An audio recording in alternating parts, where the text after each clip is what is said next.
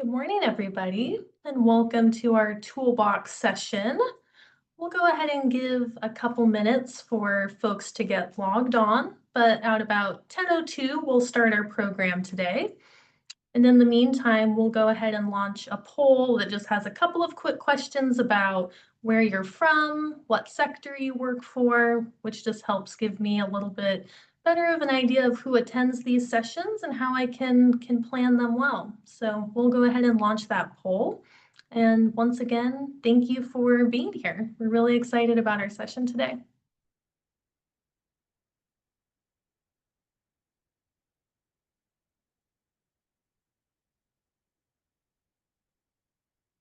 Great. We're seeing a lot of responses come in. So just echoing in case you're just logging on, we'll kick off in about 1 minute here, but just have a couple of poll questions for you to answer in the meantime.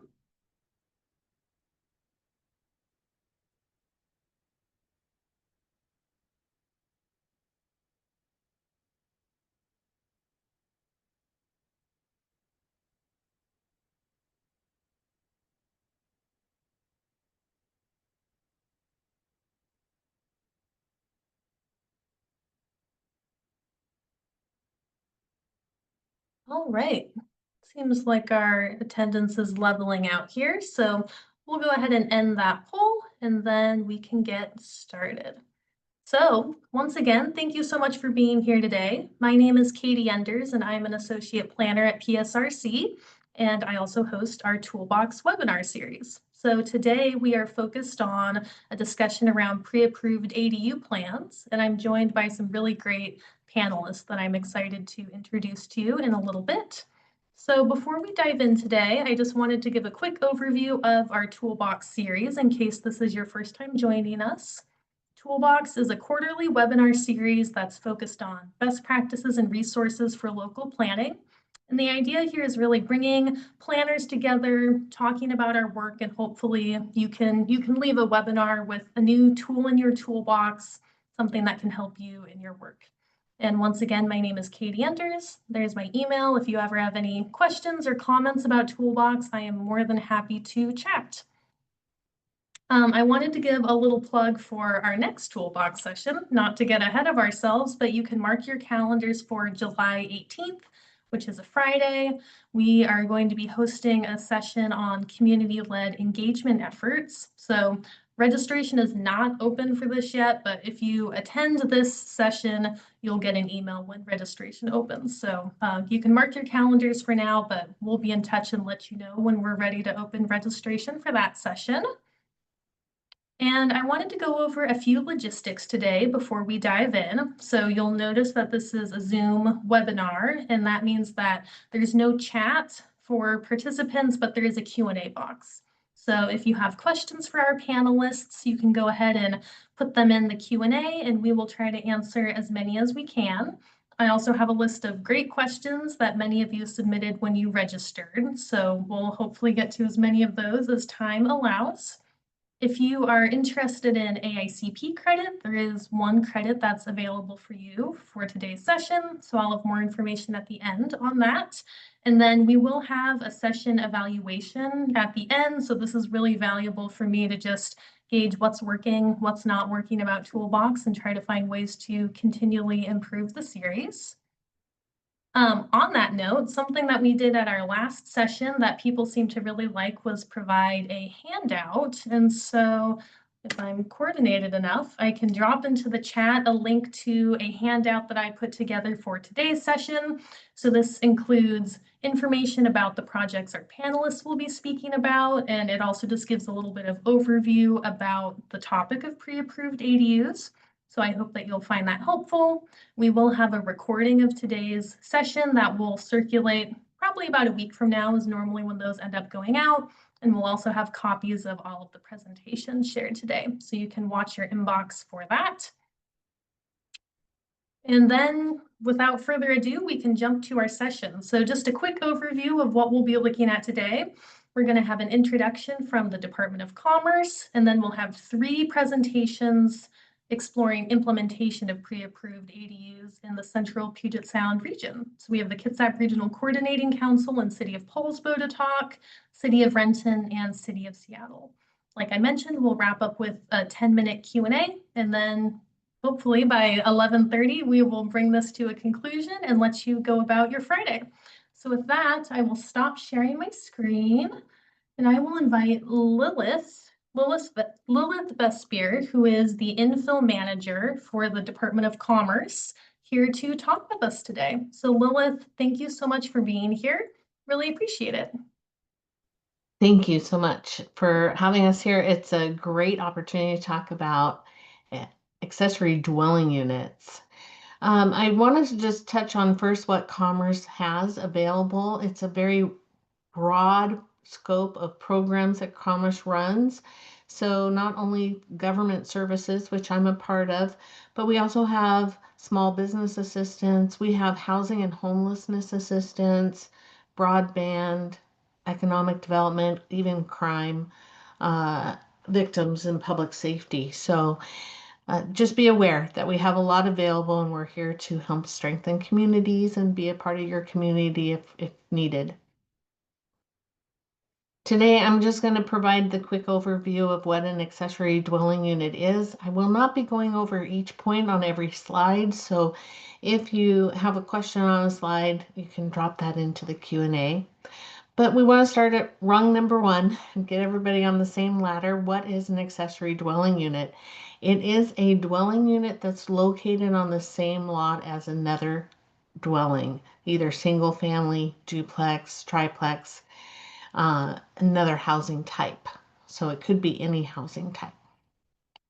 A dwelling unit is also defined in the state statute as a residential living unit that provides complete independent living facilities for one or more persons, and that includes permanent provisions for living, sleeping, eating, cooking, and sanitation. I'd like to go over that definition because the definition of dwelling unit across the state varies greatly, but the state definitions here are very encompassing, and we encourage everybody to adopt them. It does make consistency easier. To help jurisdictions address accessory dwelling units, we do have a guidebook available on the Commerce webpage. We have a shortened fact sheet that was a great handout for planning commissions and city council members or the public. We also have, if you're updating your regulations, we have a checklist.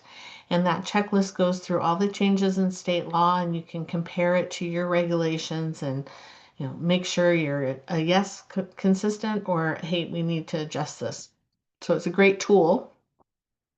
We also have a brand new ADU web page, and this is focused at developers, property owners, and governments, kind of looking at all the different aspects of an ADU and how to encourage and promote them. It's a brand new page, so if you have experience with accessory dwelling units, we'd love your feedback on the web page, what we could add to help support people and communities. Also, the current state law on accessory dwelling units had a clause in it, and these clauses are fairly new. They've only come up in the last couple of years, and they're only applicable to a few sections of housing code. But it says that if local jurisdictions don't adopt the accessory dwelling unit requirements that are outlined in state law will supersede or preempt the local law regulation. And this will provide consistency across the state and really be a big help to developers, but also the general conversation of what things are and what rules apply. But it is new, and it's a little daunting. To help jurisdictions, we have a checklist for building permits. If you are preempted, you can use that checklist. And the state law just changed this session to remove the 6 months after your periodic update. So the ADU regulations will apply with your comprehensive plan update. This next round of updates was extended 6 months, so that helps as well. Okay, what is required? 2 ADUs per legal lot in all zoning districts that allow for single-family homes. So all those zoning districts with single-family homes must also now allow 2 ADUs. They can be attached or detached or a combination of those. They can also be internal. So the graphic shows the internal. It's not required under state law, but it is a great way to promote and encourage housing, infill housing that's consistent with the existing housing. So oftentimes it might be an attic space or a basement space that's converted into a separate dwelling unit. Under the state law, cities must allow for the conversion of existing structures into accessory dwelling units, even if they are non-conforming to setback or lot coverage. Oftentimes, a garage at the property line is what most jurisdictions would be interested in converting. Jurisdictions must allow accessory dwelling units to be at least 1,000 square feet. Some jurisdictions are making that the maximum. They have to be allowed at least 24 feet in height unless the principal unit is lower under regulations. Most importantly, you can't impose stricter standards than what would be applied for the principal unit as far as design and aesthetic requirements or setbacks. They have to be treated the same as a single family residential home. We have had several jurisdictions who have been modifying their regulations to meet the state standard. They've been using our model codes. The model codes may or may not be more restrictive than your local. So you always want to make sure that you're not being more restrictive than your local code. Parking is reduced. Small lots would have less parking. And larger lots, 6,000 square feet or more, could have 2 parking spaces. No parking within a half mile of a major transit stop, and not all jurisdictions have a major transit stop. There's a requirement that ADUs not have to put in street improvements, and the owner occupancy requirements are meant to go away. They may apply if that unit is used as a short-term rental, then you may require an owner to be on the property. And the impact fees can be no greater than 50% of the principal unit. So, tons of information. There are places where ADUs can still be restricted, primarily in critical areas, but there's a list here for you. And one of the best changes that has occurred is the allowing of those units to be sold separately as condominiums. So jurisdictions can't prohibit the condominiumization of an ADU and the sale of that condo. There's also a provision in state law for unit lot subdivisions, and Commerce would encourage jurisdictions to allow both options to increase home ownership opportunities. So, with all of that background in place and a ton of information, what are pre-approved plans? They are construction-ready plans that have already been approved by the building department. This will expedite the review process, reduced fees, often go along with that, and it only requires a site plan review at the time of submittal. So these plans are either purchased from the architect or from the city, depending on how the program is set up. With that, I'll turn it back to you so we can dive into local examples. Great. Thanks so much, Lilith. We did have one question that was submitted ahead of the webinar, which I think you addressed, but I wanted just to clarify. The question was if there's any direction that local jurisdictions have regarding square footage of pre-approved ADUs under state law. So it seems like from what you said that you have to allow up to 1,000 square feet for an ADU, and is it correct that it would be the same for a pre-approved ADU? That wouldn't change? Well, pre-approved plans are not regulated under state law. It's an optional program for jurisdictions. I'd encourage you to think about what you need in your community.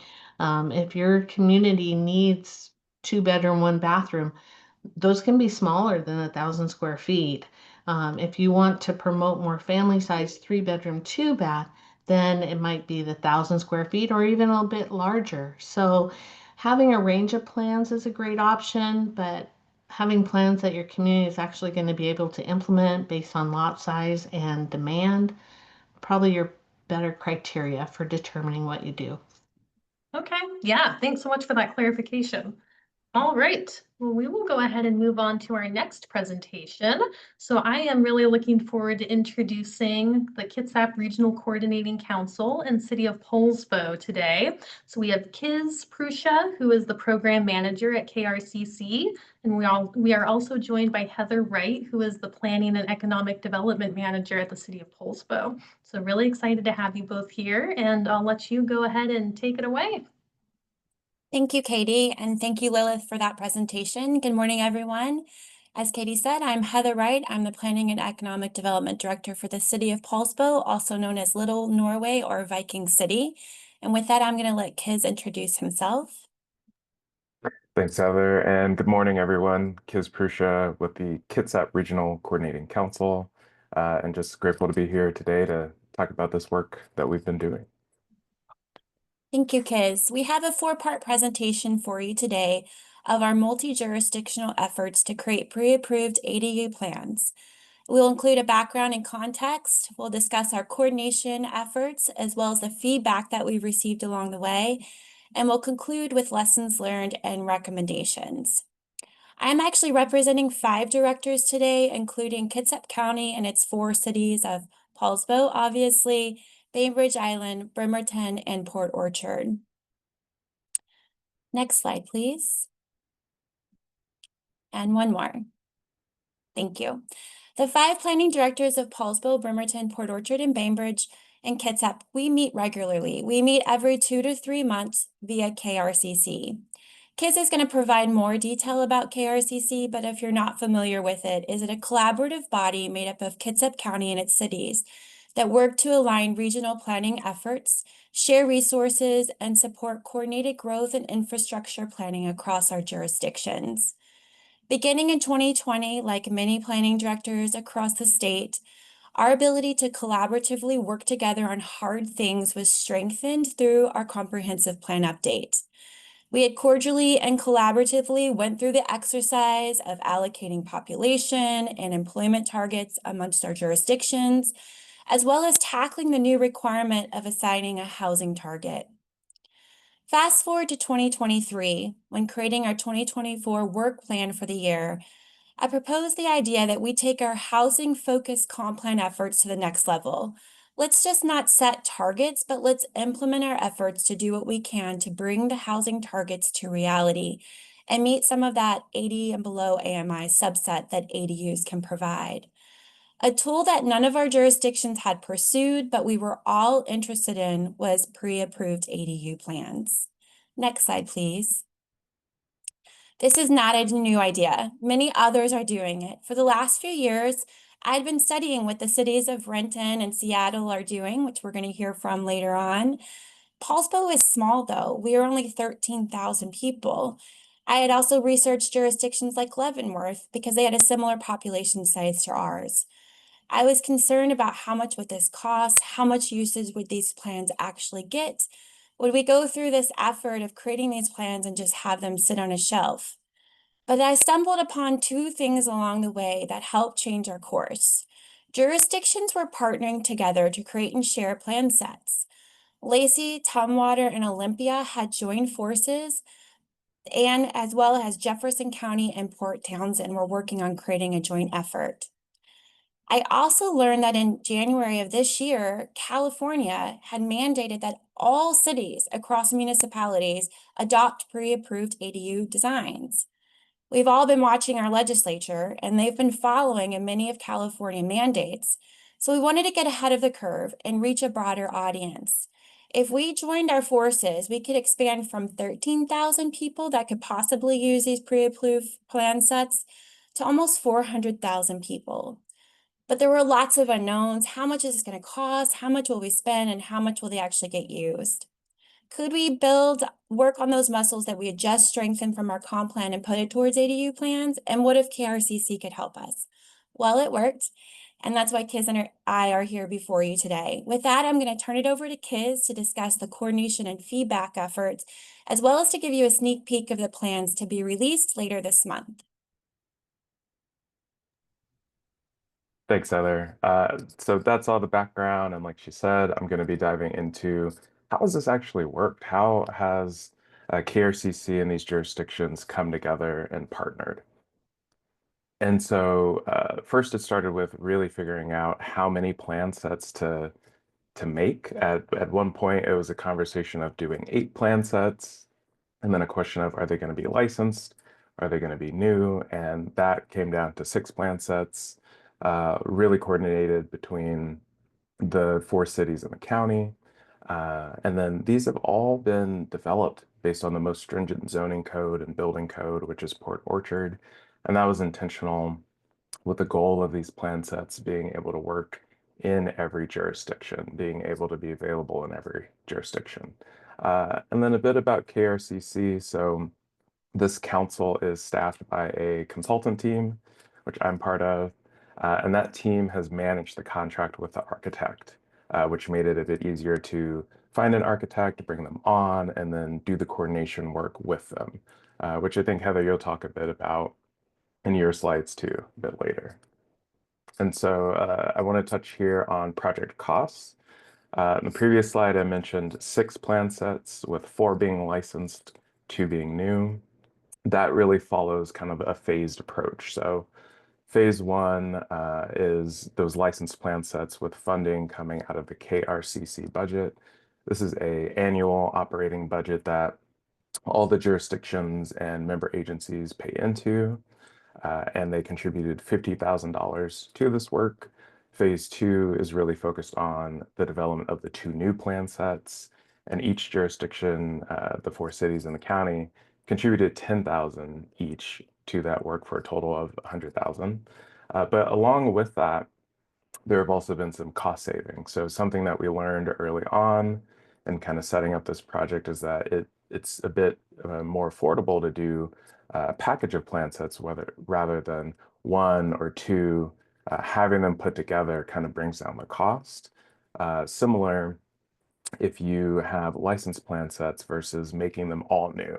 So having the licensed ones and then less new ones also brought down the cost.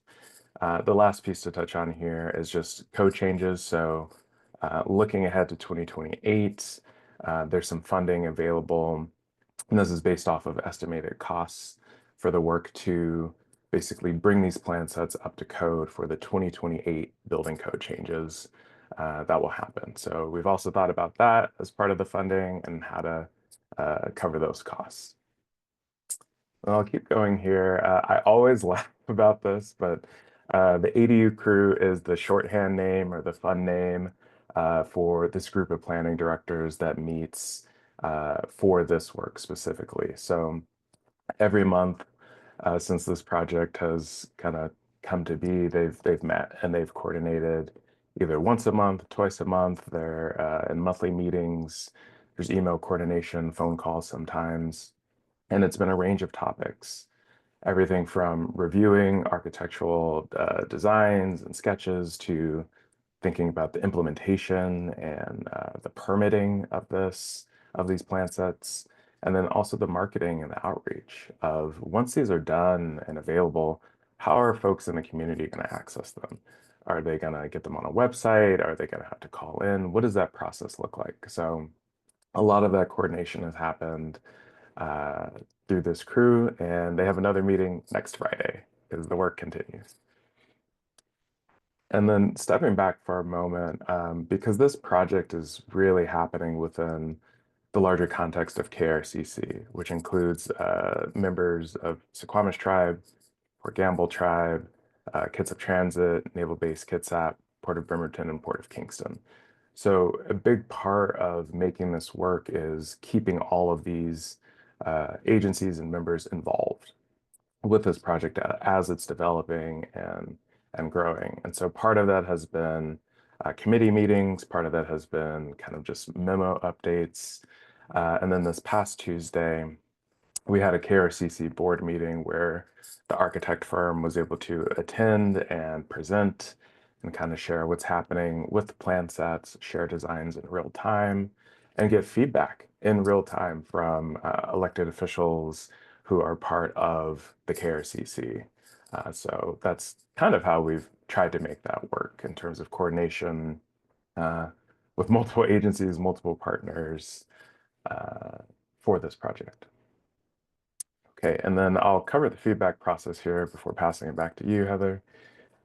So here we get to look at some pretty photos now, and I'll pause. These are the first 4 licensed plan sets. And if I click again, you can see the square footage associated with each of these plan sets that have been developed. So there's a 480, 600 square foot, 800 square foot, 1-story, and then the 2-story option. So these options were also chosen ahead of time by the ADU crew, having conversations with each other, also thinking about builders in the area, realtors in the area, thinking about who's in the community and what they might actually use as a plan set once it's available. So these are the 4 licensed ones. And then something that is really great about the architect team that we're working with is that they've built in some flexibility with these. So all of the images that you see on the left, that's actually the same plan set and the same square footage. It's just a different roof. It's a different window for those. So there's some built-in flexibility. And the same thing on the right. All the images on the right, all 6 of those, that's the same plan set. Just again, with a different roof type, a different window setup. And so having those options built in is something that the ADU crew thought would be beneficial and could help make these more appealing and more attractive to potential users. So that's something that's also fun about these. And then I'll keep going here with the 2 new plan sets. These are kind of the latest concepts since March that are in development. On the left is the Flex Carriage House, which has a few options with it. The entire thing can be an ADU, or the owner, if they choose, can kind of split it into 2 where maybe they maintain part of the space as their own. And then there's a staircase that separates the space that they own from the space that they're renting out. So some options there. And then on the right is a cozy rambler that I think will probably be 3-bed, 1.5 bath, all 1 level with great window and roof options as well. I think if I click this, yeah. So you can see some of the square footage options there as well.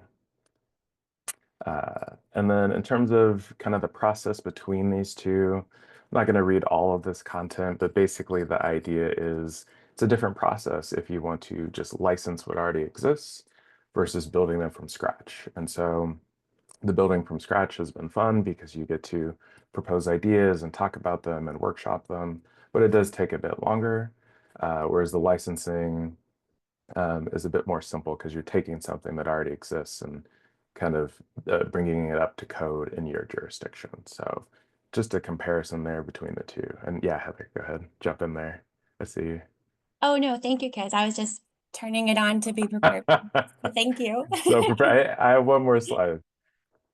Okay, and then the last piece here is community feedback. We've been trying to think about community and how to do outreach really from the beginning. And here is an example of it. This is a photo from the Kitsap Building Association. They have a developers council meeting every first Thursday of the month. And so we got to attend. And if you see, there's myself in the photo sitting next to Port Commissioner Axel Stracklejohn, 2 members from the architect team, and then Heather Cleveland with Kitsap County, and we're all presenting about this ADU plan set project. We had some specific questions that we really wanted to get answered and get their input on, and then they also had questions for us and a lot of feedback for us about how this is going to work, and also logistical things like permitting and parking. And so we had fun for about an hour talking about this project and got some great feedback that the architects have already implemented and kind of put into the plan sets. And then our tip here is, if you do something like this, definitely bring a handout that kind of explains some of the ADU rules, just so they can focus on the design of kind of what's being put in front of them. So that's it for the coordination piece for now. And I'll pass things back to Heather. Thanks so much, Kiz. We went through an RFQ process to determine which consultant was going to design the plans, and it became really clear to us through the interview process that choosing someone that had already done these pre-approved plans was going to be very helpful for our efforts. Being planner directors and not actually worked with an architect on pre-approved plans before, there was a lot of intricacies that we didn't quite understand of the contract mechanics that artisans had already done and worked through with other jurisdictions. And as Kiz spoke, not only did they help us with the contract, but they already had the pre-approved plans that we were able to utilize. So that saved us time. It also saved us money, that we could have 4 plan sets that had worked in other jurisdictions that we could utilize in our own jurisdictions with some variations to make them adapt to our building codes. Next slide, please. But you can imagine, joining the forces of 5 directors and plans examiners and building officials. There's benefits to that, and there's also some challenges. The benefits that we spoke to is that broader audience that we could reach. Instead of reaching 13,000 people, we could now reach up to 400,000 people. The cost, that was the big unknown, that was a hurdle to us. Our $50,000 collectively, that meant $10,000 from each jurisdiction. That was matched with $50,000 from KRCC, and now we had 6 plan sets to choose from. Had we not used those pre-approved plans, with that $100,000, we may have landed on 4 plan sets if we were lucky. So it really allowed us to provide a wider range of plan sets for our community to choose from. And we're getting a more nuanced project. We're able to respond, as Kiz showed you, having that input from KBA, our broader community, has allowed us to make some changes to those plans that we think are going to be more responsive to the needs of our community. But I will say it takes more time, right? You've got more input, you've got more ideas. We have plans examiners where most of our codes are very similar. There's some nuances that have required us to provide more time and space to review those plans to create consistency amongst all the jurisdictions. And I can't speak enough to how wonderful it's been to have KRCC travel along with us along the way. We're all directors. We all have our own work plans, and this has been something extra that we've been able to add on to our plates. And KRCC has kept us moving forward, kept our wheels on the track, and kept us moving towards our target. And with that, we're hoping to launch those plans by the end of this month. Next slide, please. But we all know that in order to make these plans a reality, we've got to get the word out and make sure people know that they're available. KBA this last weekend had a home and remodel show, so they were able to provide those plan sets for people to view as a sneak peek, and they reached about 35 people that were interested. Our team in Poulsbo will be going to our farmers markets to make sure that those in our community are aware, and our market reaches more than just Poulsbo, it reaches all of Kitsap County. Another partner that we've formed relationships with that actually was the impetus for this work is our realtors. Our realtors told us early along this process that anytime they're trying to sell a home, if there's an ADU in it, people are interested. And so we are now going out to our realtor groups to make sure that they're aware of these plan sets, as well as brokers, and just really getting the word out so that these plans become a reality. Next slide, please. And last but not least, we've been looking at forming partnerships with our banks and our builders. One thing that our builders are providing for us is actually the cost estimate to construct these units. This was a request from one of our council members. Similar to when you buy a prefabricated shed, you want to know how much it's going to cost. And I found along the journey, by being able to provide that information, it provides certainty to the banks. So it's all about connecting the dots with the right people. And I'll leave you all with one last piece that we're working on to actually make these a reality is the city of Paulsville may be able to offer up some land to create some land space available for models of these units to be constructed. So we're looking for that opportunity with a builder and a property owner to provide a model so that people can actually see these in their living form. So I just encourage you that if you do pursue this, take those extra steps to get the word out, because I've seen nothing but positive feedback from all of those that are going to be involved in making this a reality. Next slide, please. And I just want to thank you all so much for your time, and we look forward to your questions at the end of the presentation. And I'll turn it back over to Katie. Great. Thank you so much. Yeah, Heather, Kiz, really appreciate you both coming and sharing about the process. It's really exciting to see those plans. They were beautiful. So I'm glad you stopped for a second, Kiz. That was nice. At this moment, we will go ahead and transition over to Renton. So we have Brianna Burrows and Katie Buchel Morales from the Planning Department, as well as Scott Warlick from the Engineering Division here to talk with us today. So really excited to have you here. And I also wanted to shout out that PSRC gives out awards, Vision 2050 awards for really wonderful planning initiatives that we see across the region. And I wanted to highlight that in 2022, this program from the city of Renton received one of our Vision 2050 awards. So it's really great to have you here just to hear about what's been going on with that program in the following years. So thank you all. Thank you, Katie, for the introduction. Brianna, can you go ahead and pull up our presentation?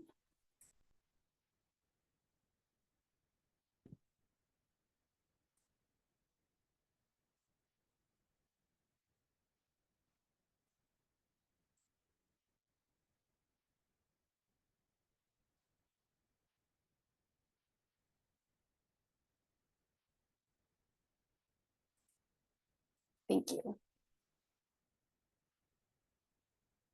And we are seeing your Zoom screen, web browser. Perfect. Thank you. Well, good morning, and thank you all for joining us. My name is Katie Buchel Morales, and I am the staff person that was assigned to updating the city's ADU ordinance in 2019 and in 2019 for compliance with House Bill 1337. And I also manage the development of our permit-ready ADU program. And I am joined today by Brianna Burrows from our planning team and Scott Warlick from development engineering. And together they manage the implementation of the PRODU program. I'm going to get us started just introducing the program and talking about the early years, and then I'll pass it over to them to talk about implementation. Next slide, please.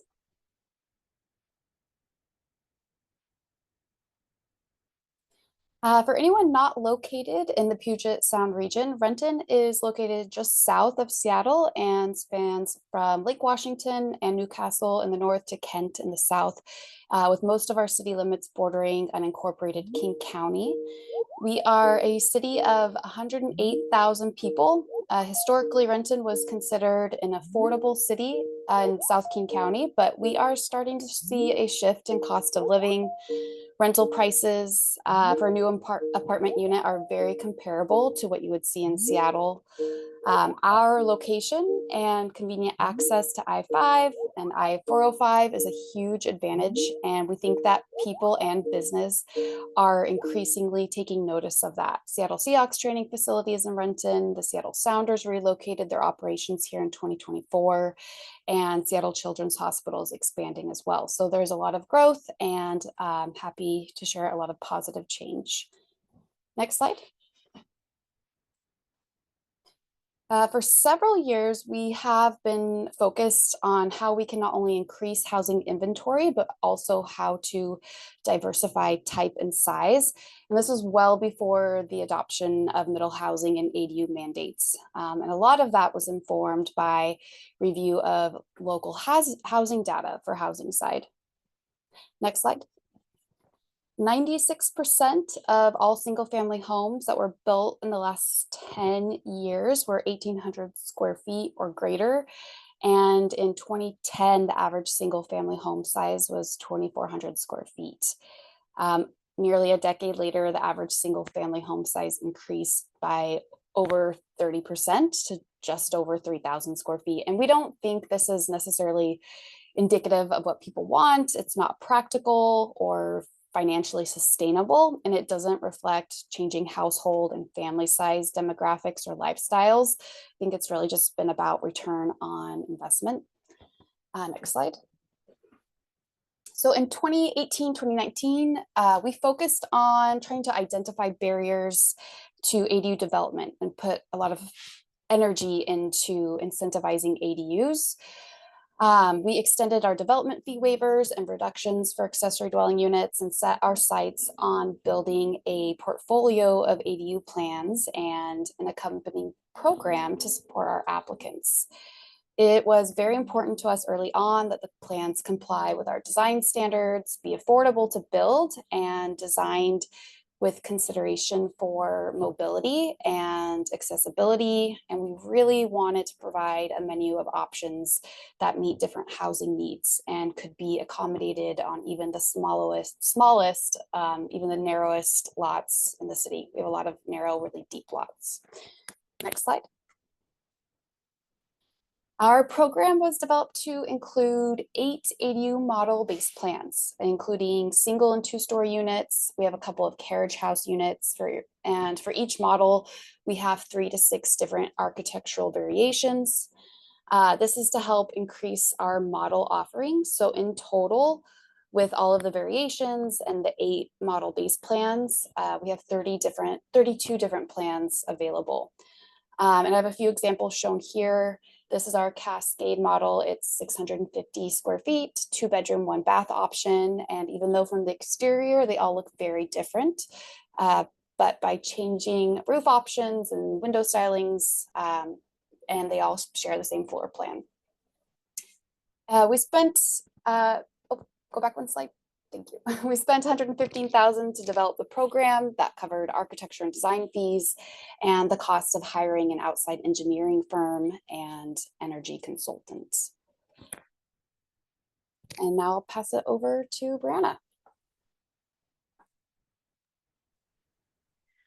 So there is, I'll be talking more about our program itself and kind of how we run the product program from the beginning of interest to building it on site. The program launched with an open house April of 2021, and our first product pre-screening meeting was done in July of 2021. So since then, we've had 95 plus pre-screen meetings where people have come in to inquire about whether or not a product is right for them. There are currently 3 completed products out in the wild now, 5 issued building permits, people working on getting to that completed status, and then 3 applications that are in review or pending. Some of the resources that we provide are we just launched our half-mile walk shed for in our GIS maps, which is our City of Renton or core map system, which is very extensive and provides a lot of information. And now we've added that layer to it, which is great for when we're trying to analyze parking. We have a professional services roster, which allows us to connect different property owners with contractors. That's one of the biggest questions that we get asked is, do you have a contractors list? And while this professional service roster is not a preferred list, it does identify contractors who have interest in building these produce in Renton, which is a really big hurdle to be able to jump over. So we, as part of that service roster, there are also surveyors, architects, and just general builders on that list. And then we are also looking into the next year on providing some type of access to financing services, connecting with banks and lenders who are interested in connecting with property owners who want to build these produce. So going through our process, we start with planning customer service. That's where a lot of our initial questions are answered. Once they decide that a produce may be the right fit for them, they'll apply for the produce pre-screening meeting where we schedule them. We'll take a look at that time. The product pre-screening meeting is very similar to a pre-application meeting.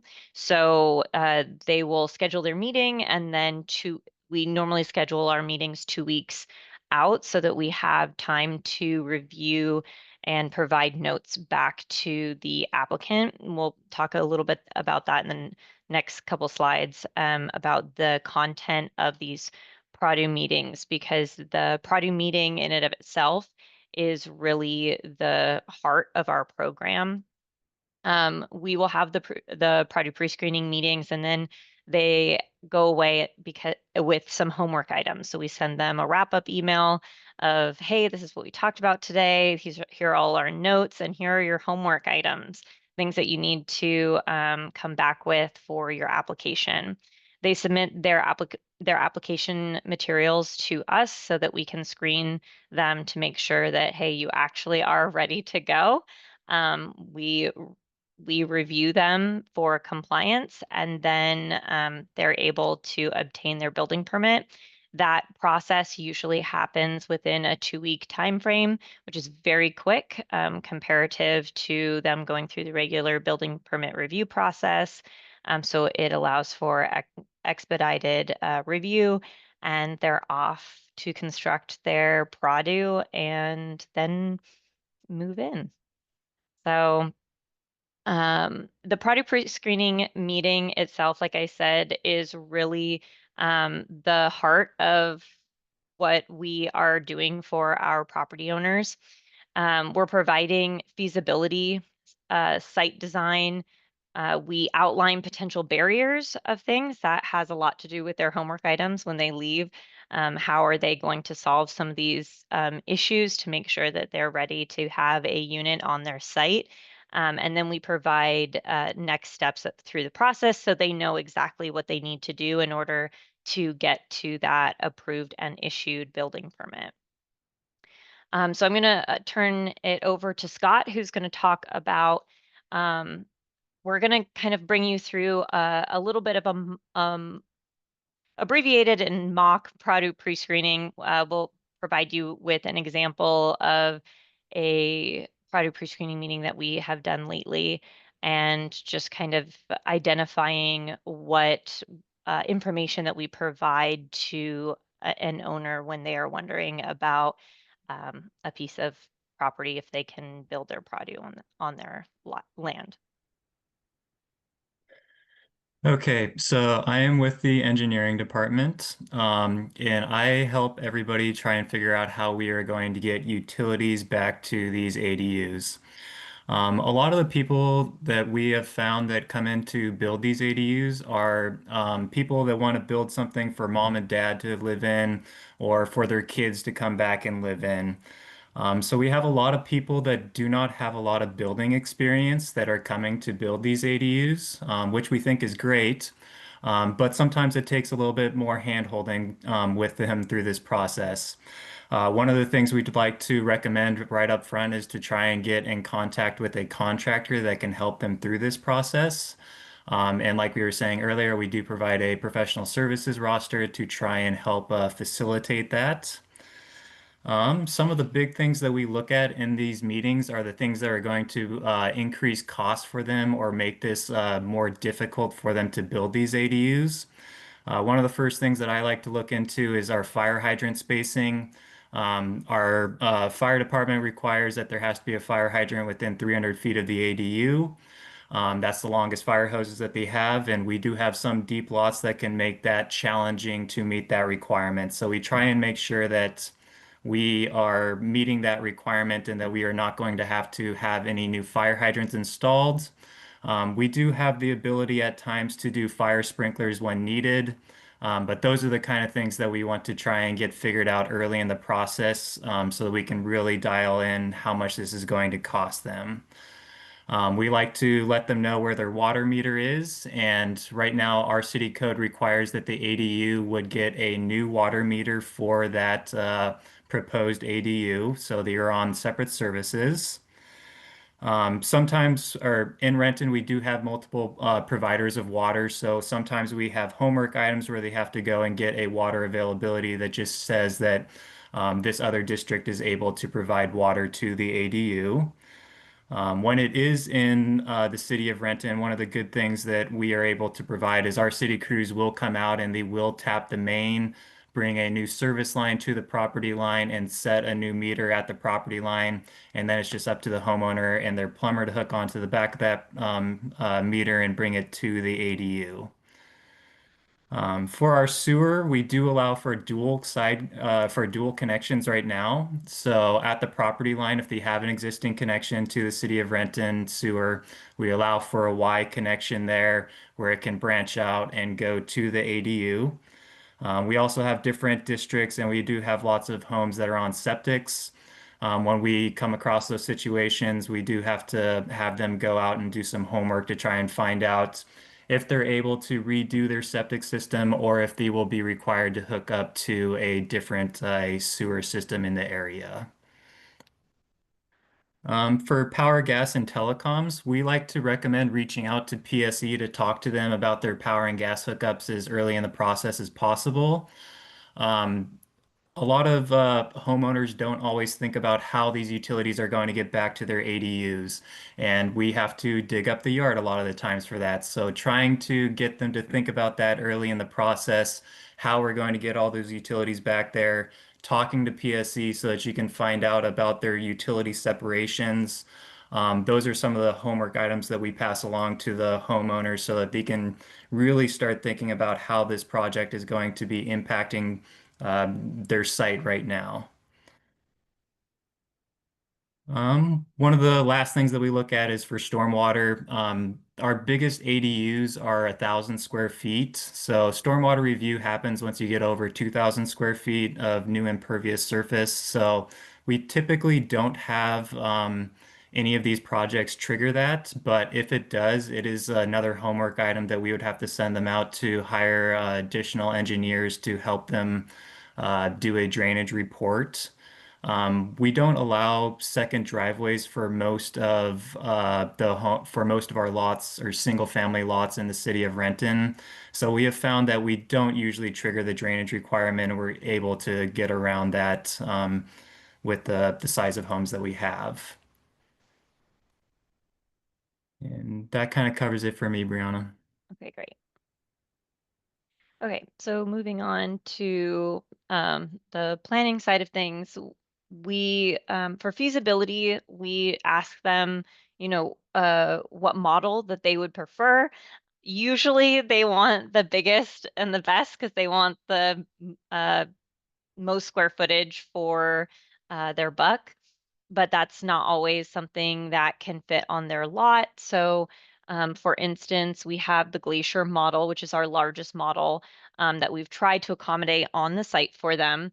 We show their setbacks and based on where they would like to locate their produ. Sometimes the location that they choose is not the best location based on where their utilities are located. So we have a conversation with them about kind of setting their produ in a location that will not only look great for them, but also be most practical money wise, because trenching utilities is a lot more expensive than homeowners sometimes are thinking about in the moment.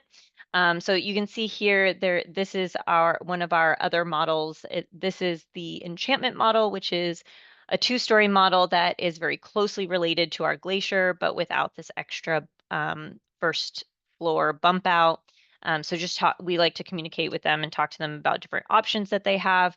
For this particular location, we were talking to them about, one of our barriers often are site constraints, such as trees. So we talked to them about maintaining their tree canopy as much as possible. We have a very rigorous tree code, which would require them to provide an arborist report demonstrating that the tree roots will not be impacted by their development. So we just were providing them with a secondary option if that was something that they were wanting to go with.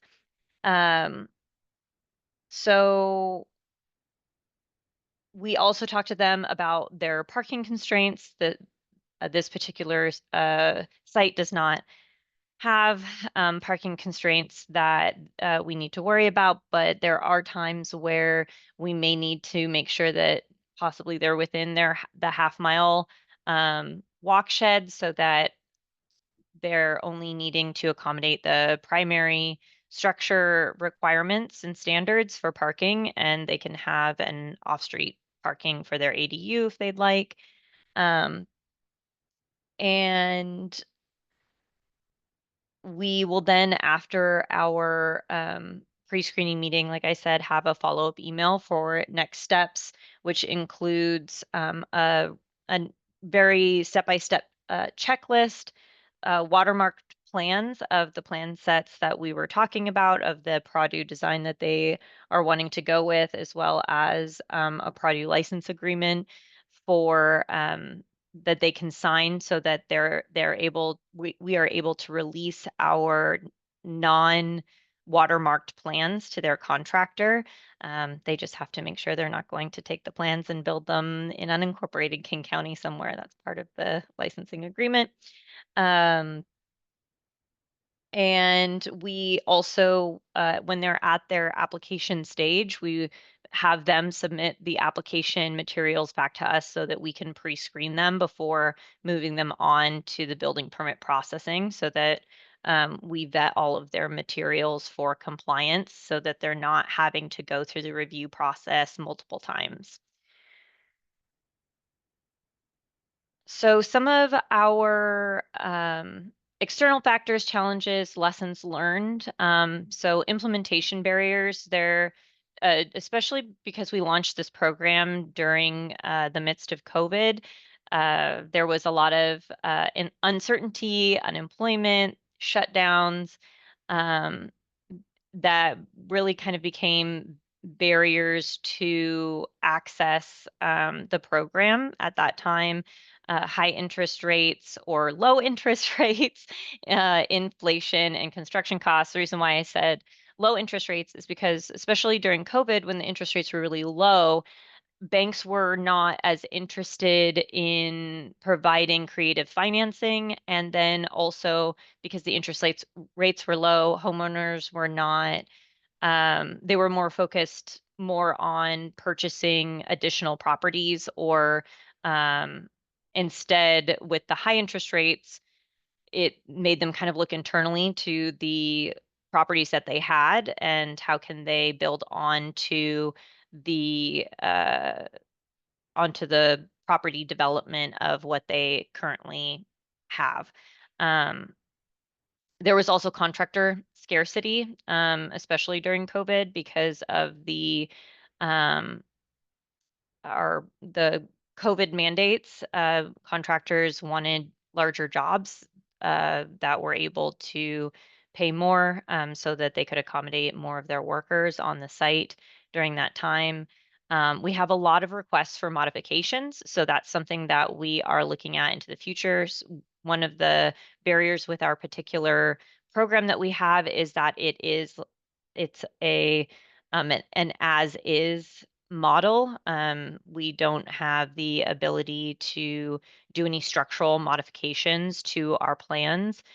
So that's been something that has been a little bit of a barrier for some of our applicants who decide not to go with our particular plans because of wanting to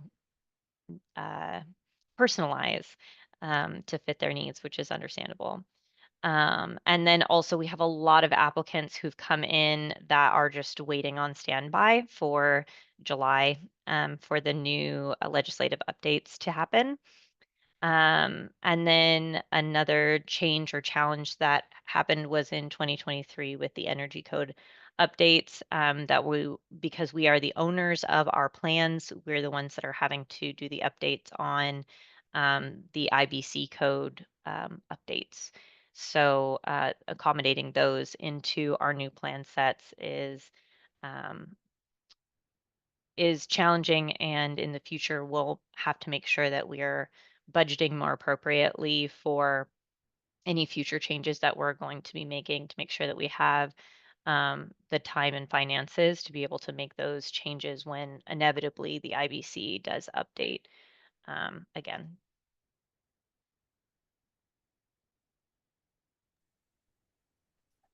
Okay, did you want me to wrap this up? I think we need to move on to Seattle. Yeah. So Oh, sorry. Thank you. Oh, No, oh. great information.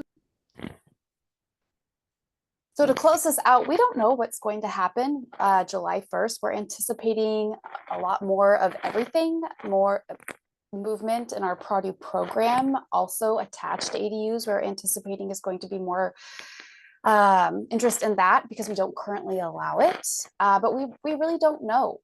There's a lot of uncertainty now, similar to when we launched our program with the cost of construction and high interest rates. So if I had my planner crystal ball out, it's a big question mark.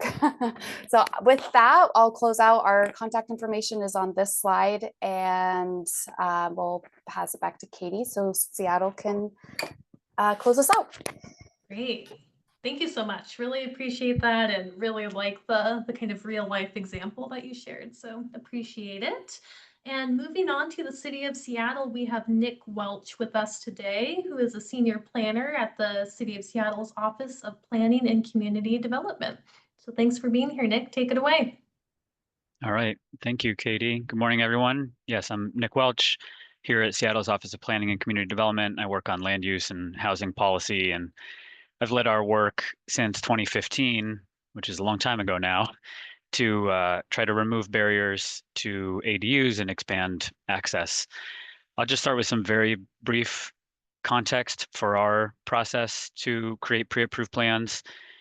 In 2019, after 4 years and 2 SEPA appeals, Seattle finally reformed its ADU rules. We, at that point, allowed 2 ADUs, removed owner occupancy and parking requirements.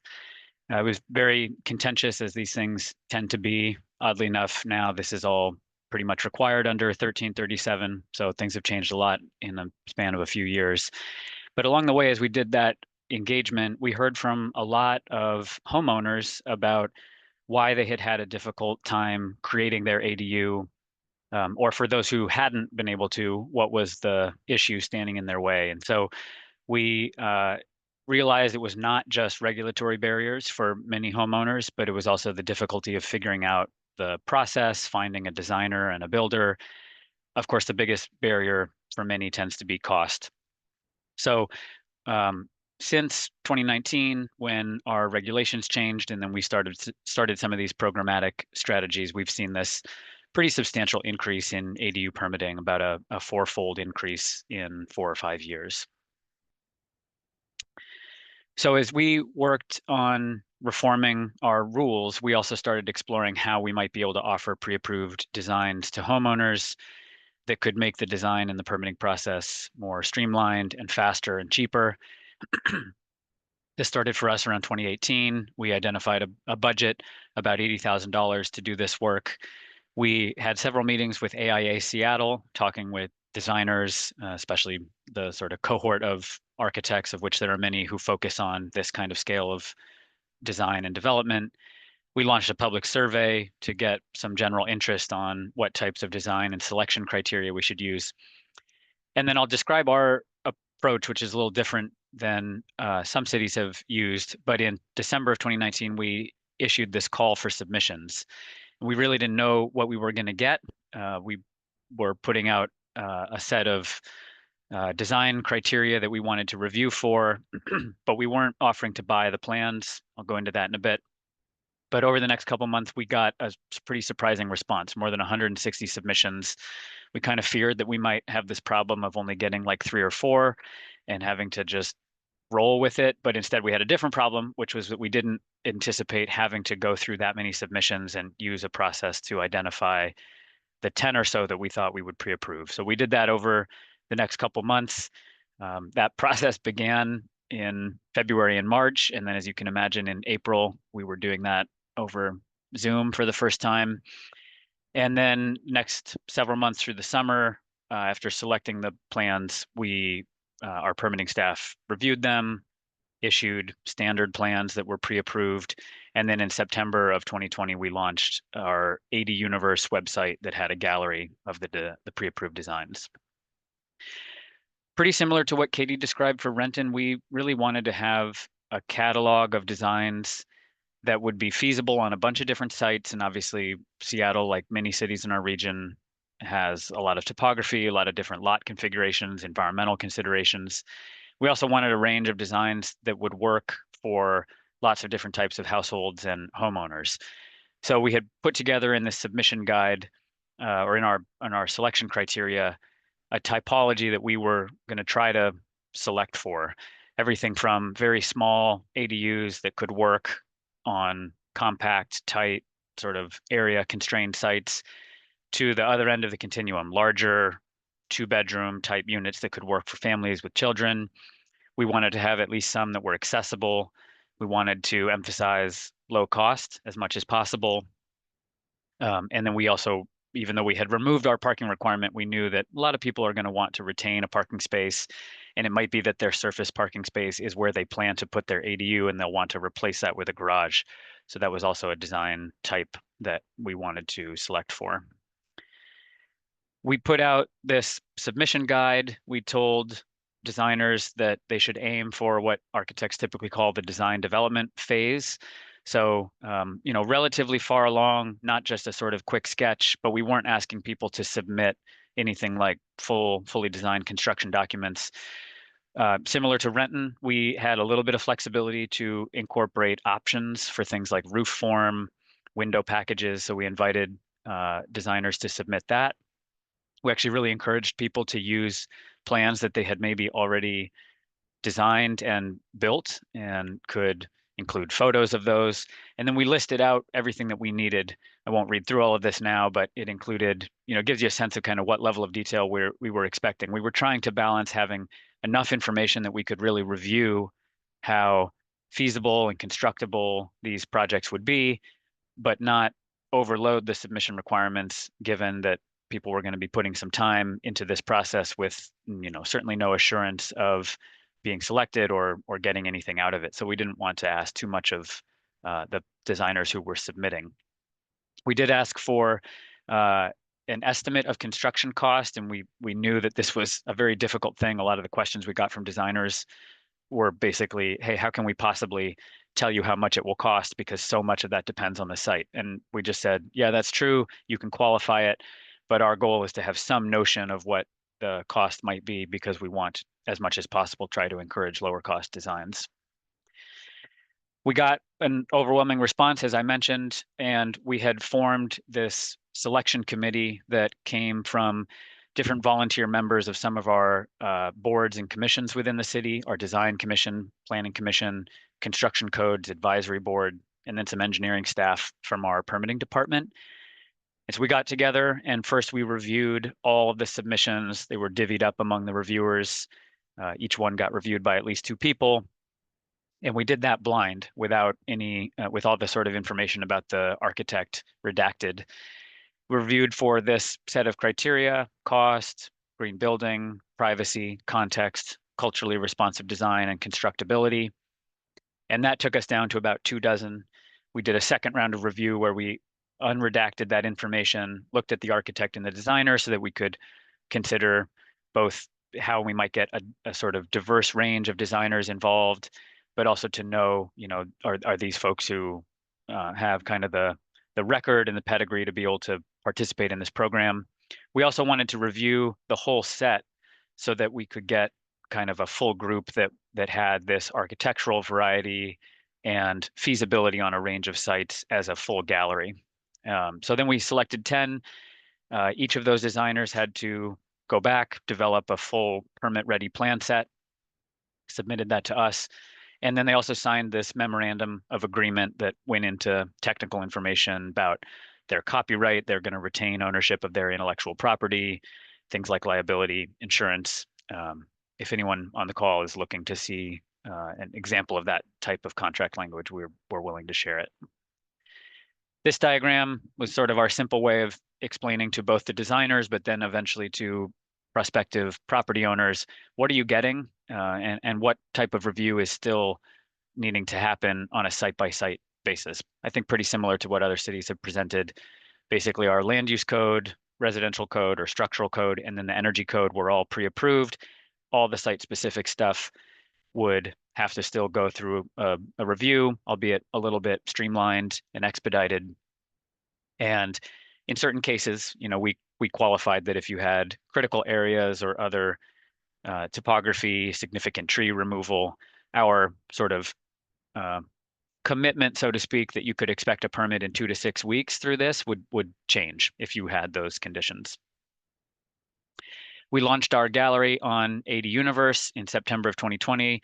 The website overall was meant to be this sort of one-stop home where people could get information about ADUs. Now that we had this new set of regulations, reading the code can be very confusing for even those of us that work with it, much less homeowners exploring this for the first time. So we had an illustrated set of development standards to help people understand what those things mean. A search tool, you can enter your address and get this assessment of how feasible it would be to put an ADU on your property.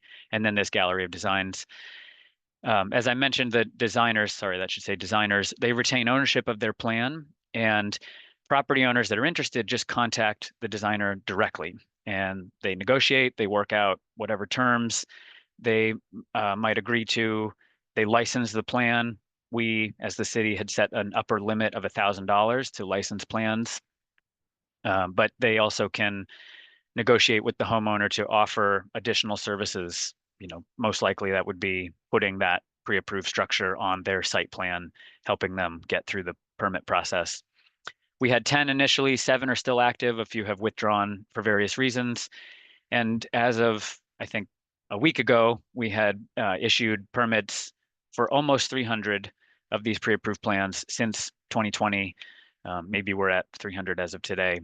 We do allow a little bit of flexibility in terms of the design. I mean, for the most part, the whole idea here, the conceit is these are pre-approved. By taking one of these, you're getting a faster process and you're agreeing not to change it. Up front, when we were conceptualizing of this whole process, we heard some skepticism, like architects saying, hey, everyone we've ever talked to has always wanted to tweak every last detail and customize things. And we said, that makes sense. Those are the people that have sought out architects. We're really trying to support a different audience of people who don't ever go and pursue that type of process and are willing to take something more standardized for the benefits in predictability and speed. We do allow the plan to be mirrored. A few plans have different roof options. One even has different floor plans that our permitting folks were pretty accommodating to incorporate. So, a studio, 1-bedroom and 2-bedroom option. You can change materials, color, finishes. You just really can't move any structural walls, structural sort of elements, or windows, glazing, because it's been approved for the energy code.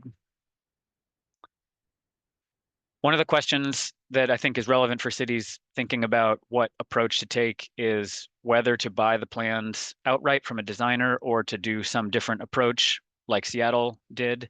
In our case, we had really 4 reasons for taking this approach of calling for submissions and letting the designers retain ownership. One was that when we worked with AIA Seattle, architects tended to say that they preferred that approach, an approach that would let more of them be involved and that they could stay involved over time with the program rather than just sort of coming in, designing, one firm being selected, designing plans, and then moving on. Liability was another consideration. Our legal department felt pretty strongly that it was safer for the city to allow the ownership to stay with the designer and for the city not to be taking on the liability associated with owning and therefore kind of vetting those plans.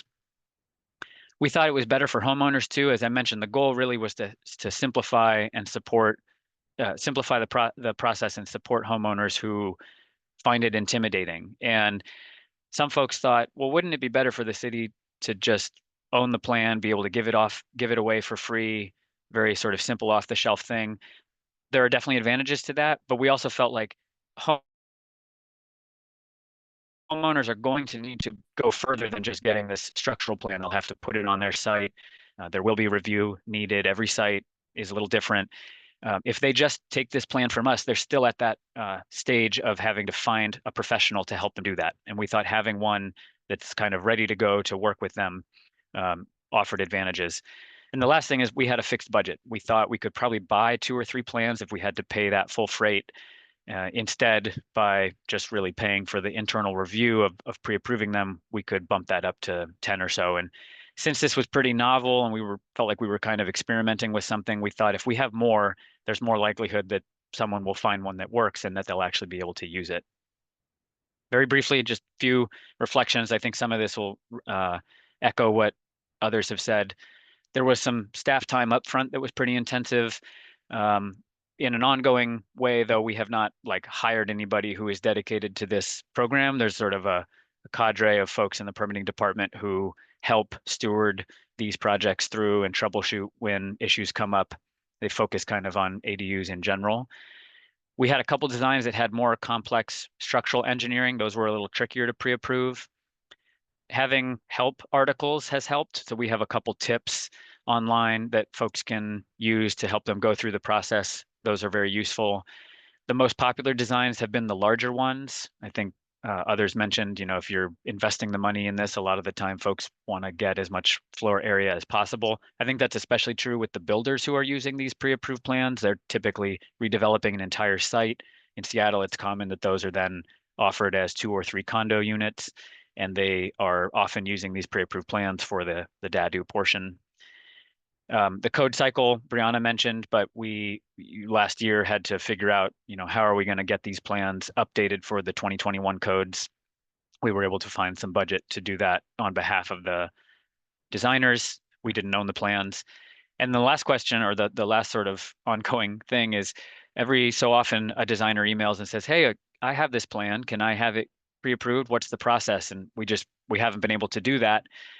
It would be great. There's ongoing interest. But that's a bit of a segue to this final piece, concluding to say we're looking ahead to these changes in state law, updating our neighborhood residential zoning, what we call single family zoning. And we're hopeful that we can refresh and expand our gallery of designs to reflect these new options that people have. Just more ADUs in general, but specifically the sort of double DADU type of configuration that 1337 requires us to allow, whether that's 2 detached units that are separate or a sort of conjoined double DADU. But we're even exploring, stacked duplex that could occur individually or with 2 or 3 versions, given the changes in density. That's a form that allows you to stay in the residential code. And moving out of that code, we have some designers who are interested in pre-approving even stacked 4 or 6 plexes. A few illustrations of what that could look like here. So more to come.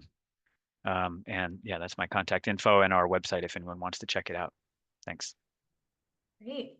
Thanks so much, Nick. Appreciate it. At this time, we'll go ahead and invite all of the panelists to turn your cameras on, and we can transition to a little bit of Q&A. And Nick, I will go ahead, since we just finished with your presentation. We just had a question that was asking, you showed the slide that showed the increase in ADUs, like kind of from 2020 onwards. We had a question wondering how much of that is due to the pre-approved process, how much maybe is just due to law change, and kind of curious, like, roughly what percentage of those ADUs use the pre-approved process? Good question. The least significant reason is probably our pre-approved plans. I mean, we've had them we've had them used almost 300 times now over 4+ years.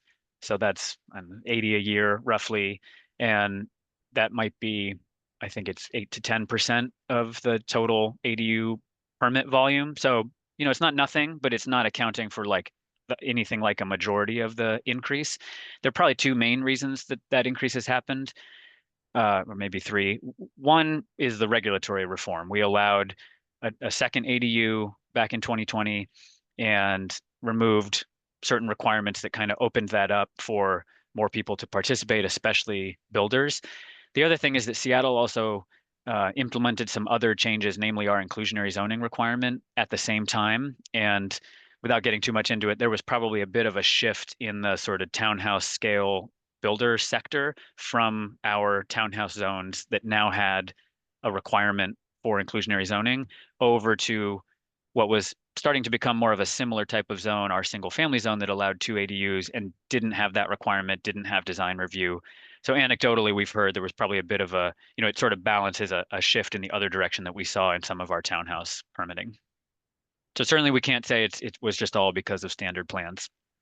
Yeah, well, and I think something from talking with all of the panelists on this call, it feels like, you know, we know that housing is a complicated issue and pre-approved ADU plans will not be the silver bullet that changes everything. But like you mentioned, Nick, perhaps it's opening it up to a new demographic of people that wouldn't have pursued it before.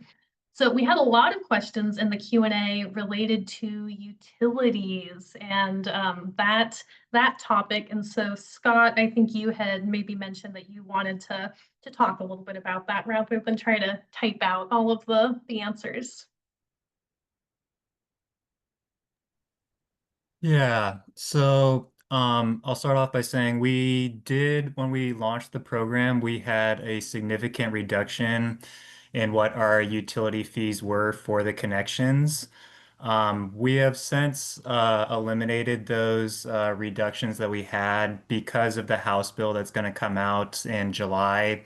We were worried about the impact to the system if we weren't collecting our fees for these. And yeah, so that's why we have gone back to making them about the same cost as what a single family home is.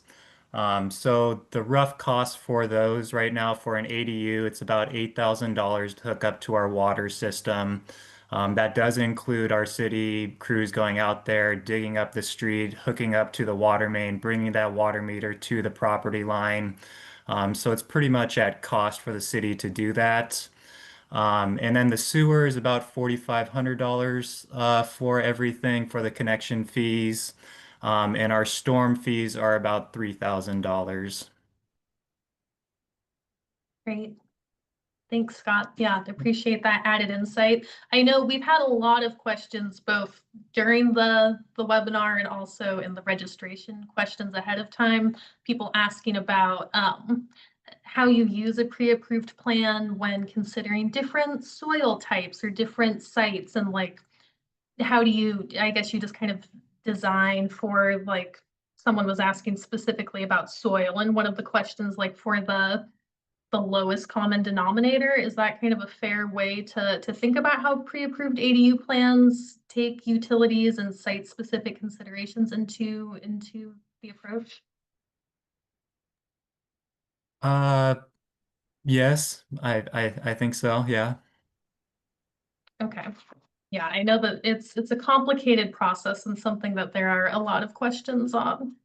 Switching gears a little bit, I'm curious, we heard about some of the staff time considerations. Nick, you addressed that in your presentation. Renton, I also was curious just to hear from you, and also for KRCC and City of Poulsbo, any anticipated increases in like new staff to staff these programs, or kind of what the staff time looks like for jurisdictions that are considering undertaking a program like this.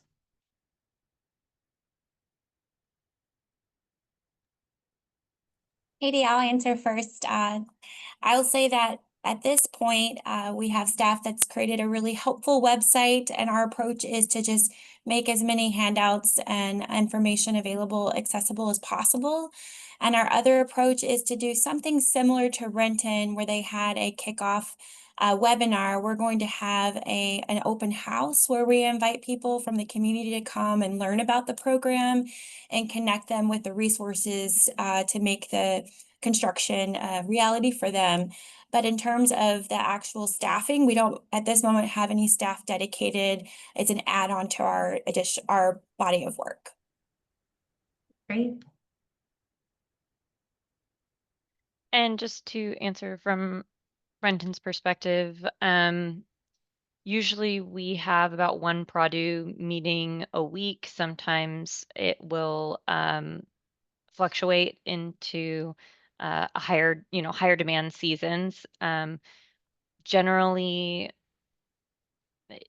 we probably dedicate about 2 to 4 hours a week for our program to be able to provide different resources, kind of depending on what the season is for interest. So. Great. Yeah, that's very helpful context. For our last question here, before we close out our session, there's been some questions about funding. I know that most of you in your presentations included some funding information, which I think has been really helpful for jurisdictions that are on the call. But people specifically asking if there were any grant opportunities or other financial resources that could be used towards this work in your experience, and just kind of wondering about ways to leverage maybe starting a program if there isn't the amount of funding that would be fully necessary to launch this program. Like, any thoughts on first steps that could be taken?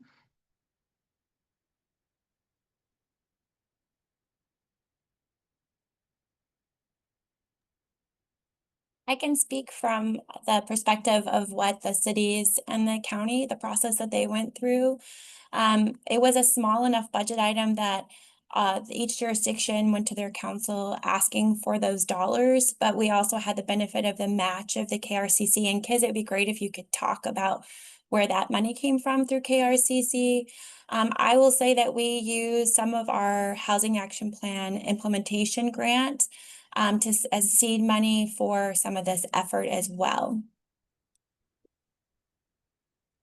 Yeah, I'll just add quickly that the KRCC has an operating budget that's annual that basically is filled by member dues. So all the member agencies pay in a different portion into a pot of money. And some of that's operating and some of that is reserves. And there was a portion that they all agreed could be kind of reused or used in a different way for the ADU project work, seeing it as a benefit potentially for everyone in Kitsap County. So Great. Well, appreciate all of the questions and also a lot of answers that were put in the Q&A box. So thank you to all of our panelists for sharing with us today and answering some questions. So I'll go ahead and share my screen one last time and just wrap us up today. Before we closed, I just wanted to once again let you know about the upcoming Toolbox session that will be happening in July. So you can go ahead and mark your calendars for that. I also wanted to note that if you're still curious about ADUs, we do have, this is not something that PSRC is working on, but MRSC has an ADU webinar that's coming up that's featuring some different speakers from across the state. So I have some more information on the slide here that if you're interested in that, we'd encourage you to look that up. And then finally, I will have us go ahead and launch our poll at the end, just a little bit of feedback on today's session. And I wanted to thank you all for joining us today. We have some information about the AICP credits that you can claim.